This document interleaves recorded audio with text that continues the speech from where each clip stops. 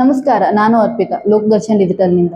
Belagavi SP ಇಂದು ನಡೆಸಿದ ಪತ್ರಿಕಾಗೋಷ್ಠಿಯಲ್ಲಿ Hidkal dam ಬಳಿ ನಡೆದ ಯುವಕನ ಹತ್ಯೆ ಪ್ರಕರಣದ ಕುರಿತು ಮಾಹಿತಿ ನೀಡಿದ್ದಾರೆ. ಅದರ ಸಂಪೂರ್ಣ ವಿವರ ಇಲ್ಲಿದೆ. ಶುರು ಮಾಡಲಾ?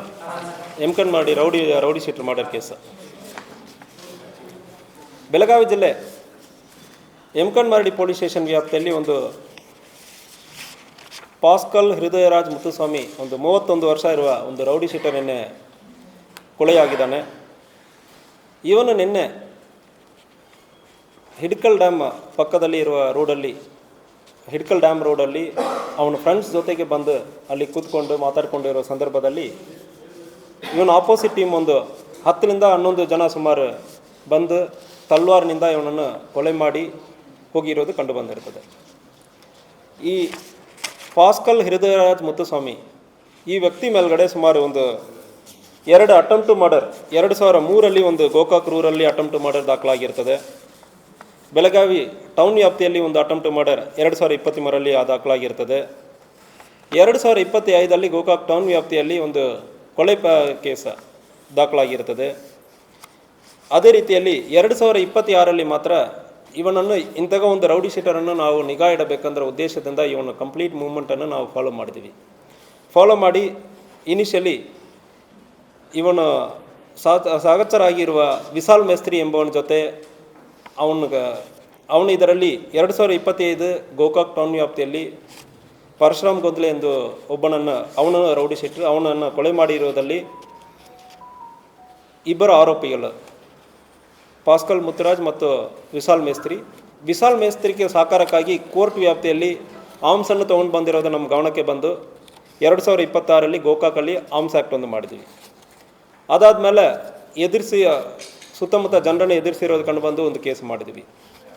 ಅದಾದಮೇಲೆ ಲಾಸ್ಟ್ ಕೇಸಲ್ಲಿ 2025 ಒಬ್ಬನನ್ನು ಕರ್ಕೊಂಡು ಬಂದು ಕಿಡ್ನಾಪ್ ಮಾಡ್ಕೊಂಡು ಬಂದು ಹೊಡೆದಿರೋದು ವಿಡಿಯೋ ನಮಗೆ ಗಮನಕ್ಕೆ ಬಂತು. ಕಂಪ್ಲೇಂಟ್ ಕೊಡುವುದಕ್ಕೆ ಕಂಪ್ಲೇಂಟನ್ನು ಎದುರಿಸಿರೋದು. ಅದಾದಮೇಲೆ 2025 ಆಗಿರೋ ಘಟನೆಗೆ 2026 ಒಂದು ಕೇಸನ್ನು ದಾಖಲು ಮಾಡಿದ್ವಿ. ಈ ವ್ಯಕ್ತಿ ಸಂಪೂರ್ಣವಾಗಿ ಒಂದು ರೌಡಿ ಶೀಟರ್ ಆಗಿರ್ತಾನೆ ಮತ್ತು ಇವನನ್ನು ಗಡಿಪಾರು ಕೂಡ ಮಾಡಲಾಗಿದೆ. ಈ ಸಂದರ್ಭದಲ್ಲಿ ಆರ್ಮ್ಸ್ ಆ್ಯಕ್ಟ್ ಆದ ನಂತರ ಇಲ್ಲಿ ಗೋಕಾಕ್ ಜೈಲಲ್ಲಿ ಹಾಕುವ ಸಂದರ್ಭದಲ್ಲಿ ಕಷ್ಟ ಆಗುತ್ತಂದರೆ ಹೇಳ್ಬಿಟ್ಟು ಬೈಲೊಂಗಲ್ ಜೈಲಕ್ಕೆ ಇವನನ್ನು ಹಾಕಿದ ನಂತರ ಜಸ್ಟ್ ಒಂದು ದಿವಸ ಲೆಸ್ ದೆನ್ 24 hours ಹಿಂದೆ ಅವನು ಜೈಲಿಂದ ರಿಲೀಸ್ ಆಗಿರ್ತಾನೆ. ಕೊಲೆಯಾಗುವುದಕ್ಕೆ 24 ತಾಸಕ್ಕೆ ಹಿಂದೆ ಇವನು ಜೈಲಿಂದ ರಿಲೀಸ್ ಆಗಿರೋದು ಕಂಡು ಬಂದಿದೆ. ಅಲ್ಲಿಂದ ಇವನು ಡ್ಯಾಮ್ಗೆ ಬಂದಿರ್ತಾನೆ. ಈ ವ್ಯಕ್ತಿ ಒಂದು ಗುಂಪಲ್ಲಿ ಸೇರಿಕೊಂಡು ಹಿಂದೆ ಕೊಲೆ ಮಾಡುವುದು ಮತ್ತು ಬೇರೆ ಬೇರೆ ಅಕ್ರಮ ಚಟುವಟಿಕೆಗಳಲ್ಲಿ ಇನ್ವಾಲ್ವ್ ಆಗಿರೋದು ಕಂಡು ಬಂದಿರ್ತದೆ.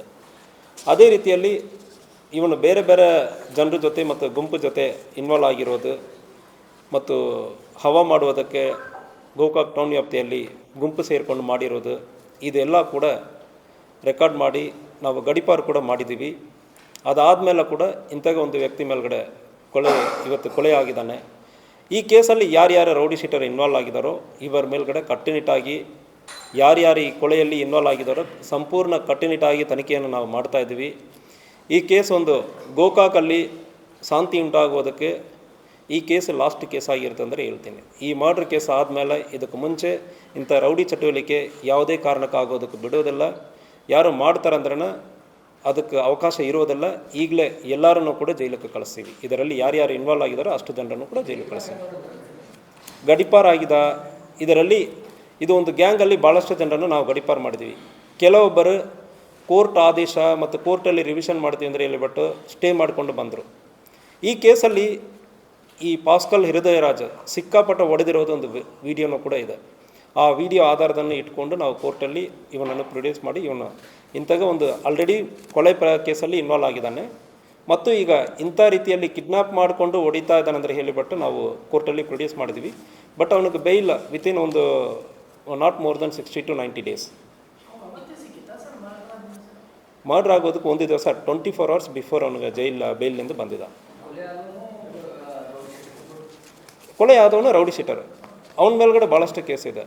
ಸೊ ಕೊಲೆ ಮಾಡಿರೋರು ಇದರಲ್ಲಿ ರೌಡಿ ಶೀಟರ್ ನಾವು ಯಾರ್ಯಾರಂದ್ರೆ ಕರೆಕ್ಟಾಗಿ ಐಡೆಂಟಿಫೈ ಮಾಡಬೇಕು. ಸೊ 10ರಿಂದ 11 ಜನ ಅಂದರೆ ಹೇಳ್ತಾ ಇದ್ದಾರೆ. ಮತ್ತು ಇದರಲ್ಲಿ ಕನ್ಸ್ಪೈರಸಿ ಯಾರು ಇಲ್ಲ ಬೇರೆ ಯಾರು ಇನ್ವಾಲ್ವ್ ಆಗಿ ಕೊಲೆಯನ್ನು ಮಾಡಿದಾರ, ಬೇರೆ ಯಾವುದು ಉದ್ದೇಶದ ಅದು ಕೂಡ ತನಿಖೆ ನಡೀತಾ ಇದೆ. ಇದರಲ್ಲಿ ಈ ಕ್ರಿಮಿನಲ್ ಇವನು ಇದ್ದಾನಲ್ಲ 2023 ಫಸ್ಟ್ 307 ಆಗ್ತಾಯಿದೆ. ಈಗ ಆಲ್ಮೋಸ್ಟ್ 4 ವರ್ಷ. ಇದರಲ್ಲಿ ಇವರು ಯೂಸ್ ಮಾಡ್ತಾ ಇರೋದು ದ ಬಿಗ್ಗೆಸ್ಟ್ ಚಾಲೆಂಜ್ ಪೊಲೀಸರಿಗೆ ನಮಗೆ ಕಷ್ಟ ಆಗಿರೋದು ಏನಂದರೆ ಡಿಲೇ ಇನ್ ಪ್ರಾಸೆಸ್. ಇವನಿಗೆ ಶಿಕ್ಷೆ ಆಗಿರ್ತಂದ್ರೆ 2023 ಆಗಿರೋ ಒಂದು ಕೊಲೆ ಪ್ರಯತ್ನ ಕೇಸಲ್ಲಿ ಇರಲಿ, 2025 ಆಗಿರೋ ಕೇಸಲ್ಲಿ ಬೇಗ ಟ್ರಯಲ್ ನಡೆಸಿ ಶಿಕ್ಷೆ ಆಗಿರೋ ಸಂದರ್ಭದಲ್ಲಿ ಉಳಿದವರಿಗೆ ಭಯ ಬರ್ತದೆ. ಯಾವಾಗ ಶಿಕ್ಷೆ ಆಗೋದಕ್ಕೆ ಜಾಸ್ತಿ ಟೈಮ್ ತೊಗೊಳ್ತಾ ಇದೋ ಮತ್ತು ಅವರು ಆರಾಮಾಗಿ ಬೈಲಲ್ಲಿ ಬಂದುಬಿಡ್ತಾರೆ. ಇದು ನೋಡುವವರಿಗೆ ಏನು ತಪ್ಪು ಮಾಡ್ತೀವಿ ಅಂದ್ರೂ ಒಂದು 3 ತಿಂಗಳಾದಮೇಲೆ ನಾನು ಬೈಲಲ್ಲಿ ಬಂದುಬಿಡ್ತೀನಿ. ಶಿಕ್ಷೆ ಆಗೋದಕ್ಕೆ ಭಾಳಷ್ಟು ಟೈಮ್ ಆಗುತ್ತದೆ. ಆ ಟೈಮಲ್ಲಿ ಇವರು ವಿಟ್ನೆಸ್ಸನ್ನು ಕಾಂಪ್ರಮೈಸ್ ಮಾಡೋದಕ್ಕೋ ಮತ್ತು ಸಾಕ್ಷಿದಾರನ್ನು ಎದುರಿಸೋದಕ್ಕೋ ಮತ್ತು ಕೆಲವೊಂದು ಮೃತಪಟ್ಟಿರ್ತಾರೆ, ಇನ್ಕ್ಲೂಡಿಂಗ್ ಪೊಲೀಸ್ ಆಫೀಸರ್ಸ್. ಕೇಸ್ ಒಂದು 5 ವರ್ಷ 6 ವರ್ಷ ಆದಮೇಲೆ ಬರೋ ಸಂದರ್ಭದಲ್ಲಿ ಆವಾಗ ಏನಾಗಿದೆ ಅಂದರೆ ನೆನಪಿರೋದಿಲ್ಲ. ಈ ಪ್ರಾಸೆಸನ್ನು ಉಪಯೋಗ ಮಾಡಿಕೊಂಡು ಇವರು ಬೇಲ್ ತೊಗೊಳ್ಳೋದು ಮತ್ತು ಇಂಥ ಡಿಲೇವನ್ನು ಉಪಯೋಗ ಮಾಡಿಕೊಂಡು ಇವರು ಮತ್ತು ಈ ಕ್ರಿಮಿನಲ್ ಆ್ಯಕ್ಟಿವಿಟಿಯನ್ನು ಇನ್ವಾಲ್ವ್ ಆಗಿರೋದು ಕಂಡು ಬಂದಿರ್ತದೆ. ಬಟ್ ಈ ಕೇಸಲ್ಲಿ ಬೇರೆ ಕಟ್ಟುನಿಟ್ಟಾಗಿ ಆರ್ಗನೈಸ್ಡ್ ಆಗಿ ಕ್ರೈಮ್ ಮಾಡಿರ್ತಂದ್ರೆ ಅದನ್ನು ಇನ್ವೋಕ್ ಮಾಡೋ ಸಂದರ್ಭದಲ್ಲಿ ಅವ್ರಿಗೆ ಅವಕಾಶ ಸಿಗೋದಿಲ್ಲ. ಸೊ ಈ ಡಿಲೇವನ್ನು ಉಪಯೋಗ ಮಾಡ್ತಾ ಇರೋದು ಈ ಕೇಸಕ್ಕೆ ಮತ್ತೊಂದು ಮರಣ ಆಗಿರೋದಕ್ಕೆ ಕಾರಣವಾಗಿರ್ತದೆ. ವಿಚಾರಣೆ ನಡ್ತಾ ಇದೆ. ಆರೋಪಿಯಲ್ಲಿ ಕೆಲವೊಂದು ಯಾರ್ಯಾರು ಸಸ್ಪೆಕ್ಟ್ ಅಂದರೆ ಇದ್ದಾರೋ ಇವರ ಜೊತೆಗೆ ಒಂದು 3 ಜನ ಇವರ ಫ್ರೆಂಡ್ಸ್ ಕೂಡ ಅಲ್ಲಿ ಜೊತೆಗೆ ಇರೋರು ಅವರು ಕೆಲವೊಂದು ಹೆಸರನ್ನು ಹೇಳಿದ್ದಾರೆ. ಅದನ್ನು ವೆರಿಫೈ ಮಾಡ್ತಾ ಇದ್ದೀವಿ. ಈ ಕೇಸಲ್ಲಿ ತನಿಖೆಯನ್ನು ಕೂಡ ಸರಿಯಾಗಿ ಮಾಡೋ ಸಂದರ್ಭದಲ್ಲಿ ಶಿಕ್ಷೆ ಆಗುತ್ತದೆ. ಸೊ ತನಿಖೆಯನ್ನು ಯಾವುದೇ ಕಾರಣಕ್ಕೂ ಅವ್ರು ಹೇಳೋ ಹೆಸರೆಲ್ಲ ಮಾಡೋದಕ್ಕಾಗಲ್ಲ. ಸರಿಯಾಗಿ ವಿಚಾರಣೆ ಮಾಡಿ ಯಾರ್ಯಾರು ಬಂದಿದ್ದಾರೆ, ಉದ್ದೇಶದಿಂದ ಯಾರು ಹೆಸರು ಹೇಳ್ತಾರೆ, ಇದೆಲ್ಲ ನಾವು ವಿಚಾರಣೆ ಮಾಡಬೇಕಾಗುತ್ತದೆ. ಇವರ ಜೊತೆಗೆ ಇರೋರ ಮೇಲ್ಗಡೆ ಕೂಡ ಸೊ ಎಸ್ ಇವರಿಗೆ ಇನ್ನೊಂದು ಟೀಮ್ ಇದೆ. ಇನ್ನೊಂದು ಟೀಮ್ ಇವರು ವಿಶಾಲ್ ಮೇಸ್ರಿ ಎಂದು ಒಂದು ಮರ್ಡರ್ ಅಕ್ಯೂಸ್ಡ್ ಇದ್ದಾನೆ. ಅವನೀಗ ಊರು ಬಿಟ್ಟು ತಪ್ಪಿಸ್ಕೊಂಡು ಹೋಗಿದ್ದಾನೆ. ಸೊ ಅವನ ಮೇಲ್ಗಡೆ ಮತ್ತೆ ಕೇಸ್ ಆಗಿರೋದ್ರಿಂದ ಅವನೀಗ ಊರಲ್ಲಿ ಇಲ್ಲ. ಸೊ ಇದರಲ್ಲಿ ಇನ್ನೊಂದು ಗ್ಯಾಂಗ್ ಇದೆ. ಸೊ ಆ ಗ್ಯಾಂಗಕ್ಕೆ ಈ ಗ್ಯಾಂಗ್ಗೆ ಈ ಕೊಲೆಯಲ್ಲಿ ಏನು ಸಂಬಂಧ ಇದೆ ಅಂದರೆ ಅದು ಕೂಡ ವಿಚಾರಣೆ ನಡ್ತಾ ಇದೆ. ಇಲ್ಲ, ಇವನು ಒಬ್ಬನ ಮೇಲೆ ಮಾತ್ರ ಅಟೆಂಪ್ಟ್ ಆಗಿದೆ. ಸೊ ಅದೆಲ್ಲ ತನಿಖೆ ಆದಮೇಲೆ ನಮಗೆ ಹೇಳಕ್ಕೆ ಬರ್ತದೆ.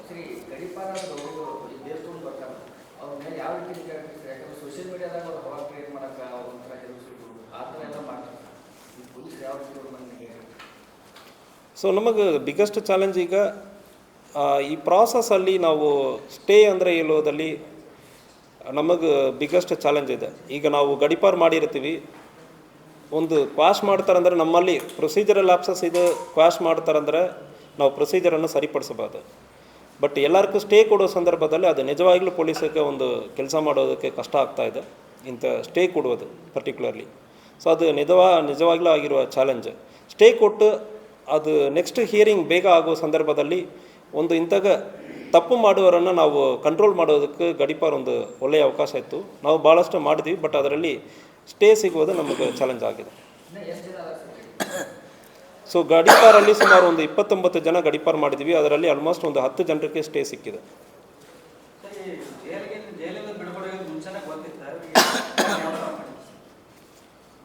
ಸೊ ಅದು ಏನು ಪ್ಲ್ಯಾನ್ ಮಾಡಿದಾರಾ, ಯಾವ ರೀತಿಯಲ್ಲಿ ಅಂದರೆ ಅದು ನಾವು ನೋಡಬೇಕು. ಯಾರ್ಯಾರು ಇದರಲ್ಲಿ ಇನ್ವಾಲ್ವ್ ಆಗಿದ್ದಾರೆ, ಅವ್ರ ಜೊತೆಗೆ ಇರೋರು ಇನ್ವಾಲ್ವ್ ಆಗಿದ್ದಾರಾ, ಇಲ್ಲ ಇವರು ಮೂವ್ಮೆಂಟ್ ಮಾನಿಟ್ರ್ ಮಾಡಿದಾರಾ. ಲೆಸ್ ದೆನ್ 24 hours ಇವನನ್ನು ಕಂಟಿನ್ಯೂಸ್ ಆಗಿ ನಾವು ಮಾನಿಟ್ರಲ್ಲಿ ಇಟ್ಟಿದ್ವಿ. ಈ ವರ್ಷ ಮಾತ್ರ ಇವ್ನ ಮೇಲ್ಗಡೆ 3 ಕೇಸ್ ಹಾಕಿದ್ವಿ. ಈ ವ್ಯಕ್ತಿ ಒಳ್ಳೆಯ ವ್ಯಕ್ತಿ ಅಲ್ಲ. ಆಲ್ರೆಡಿ ಆರ್ಮ್ಸ್ ಆ್ಯಕ್ಟಲ್ಲಿ ಮಚ್ಚು ತೊಗೊಂಡು ಹೋಗೋದು ಮತ್ತು ಸೋಷಿಯಲ್ ಮೀಡಿಯಾನಲ್ಲಿ ಹವಾ ಮಾಡೋದು, ಮಾಯಾ ಬಾಯ್ಸ್ ಅಂದ್ರೆ ಹಾಕೋದು, ಇದೆಲ್ಲ ಇತ್ತು. ಸೊ ಲೆಸ್ ದೆನ್ 24 hours ಈ ಘಟನೆ ಜೈಲಿನಿಂದ ಬಂದಾದ್ಮೇಲೆ ಆಗಿದೆ. ಹಲವರ ವಿರುದ್ಧ ಪ್ರಕರಣ ದಾಖಲಾಗಿದ್ದು ಹಳೆಯ ದ್ವೇಷದ ಹಿನ್ನೆಲೆಯಲ್ಲಿ ತನಿಖೆ ಮುಂದುವರೆದಿದೆ ಎಂದು ಎಸ್ಪಿ ತಿಳಿಸಿದ್ದಾರೆ. ಪೊಲೀಸರು ಆರೋಪಿಗಳ ಬಂಧನಕ್ಕಾಗಿ ಕಾರ್ಯಾಚರಣೆ ನಡೆಸಿದ್ದಾರೆ ಎಂದು ತಿಳಿದು ಬಂದಿದೆ.